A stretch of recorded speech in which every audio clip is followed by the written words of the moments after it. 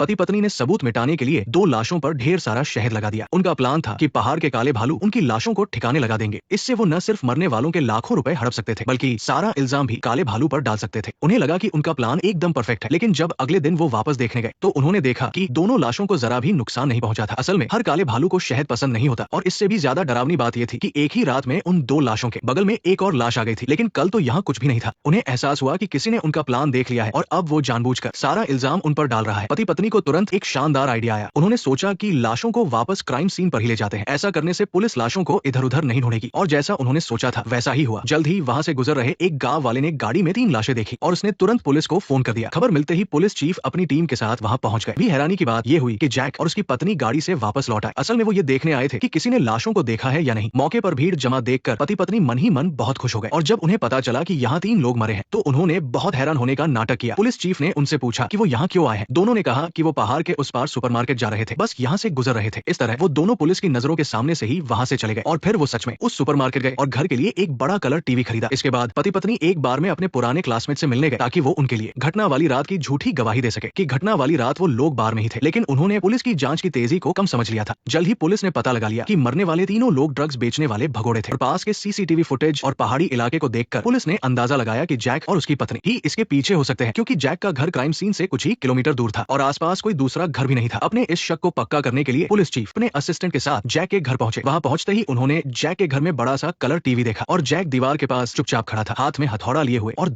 लेकिन दीवार पर एक एक्स्ट्रा पेंटिंग लगी हुई थी। ये देखकर शेरिफ ने ज्यादा कुछ नहीं पूछा, बल्कि सीधे पूछा कि घटना वाले दिन पति पत्नी कहाँ थे। ये सुनकर जैक ने झूठ बोल दिया कि वे लोग एक बार में गए थे और अगले दिन सुपरमार्केट से लॉटरी टिकट खरीदा था। हालांकि सब कुछ नॉर्मल लग रहा था, पर जैक के घर से निकलने के बाद असिस्टेंट ने कहा कि वे झूठ बोल रहे हैं, क्योंकि घटना वाली रात वो खुद भी उसी बार में गया था। उसे अच्छे से पता था कि उस रात बार में वो पति पत्नी थे ही नहीं। ये जानकर कि जैक ही अपराधी है और वो उसका पुराना दोस्त भी है, शेरिफ ने दिखावा करना बंद कर दिया। उसने अकेले में जैक को बुलाया और पति पत्नी के झूठ का पर्दाफाश कर दिया। उसने बताया कि अब ये केस क्राइम ब्रांच ने अपने हाथ में ले लिया है। ये सुनकर जैक ने मजबूर होकर सारी घटना सच सच बता दी। साथ ही उसने 10,000 यूरो मिलने की बात भी शेरिफ को बता दी। पर हैरानी की बात ये थी कि शेरिफ ने पैसों के बारे में सुनते ही जोश में आ गया। उसने तुरंत पति पत्नी से कहा कि वे कुछ भी न बोले। उसने यकीन दिलाया कि वो ये मामला अच्छी तरह से संभाल लेगा, और फिर वो सारे पैसे लेकर जैक के घर से चला गया। साफ था कि उस लालची शेरिफ की नीयत भी उन पैसों पर खराब हो गई थी, लेकिन वो ये नहीं जानता था कि इस वक्त एक किलर पहले से ही उस पर नजर रखे हुए था, और ये वही आदमी था जिसे ड्रग माफिया के बॉस ने वो पैसे वापस लाने के लिए भेजा था। नेक्स्ट पार्ट देखने के लिए वीडियो को लाइक करो।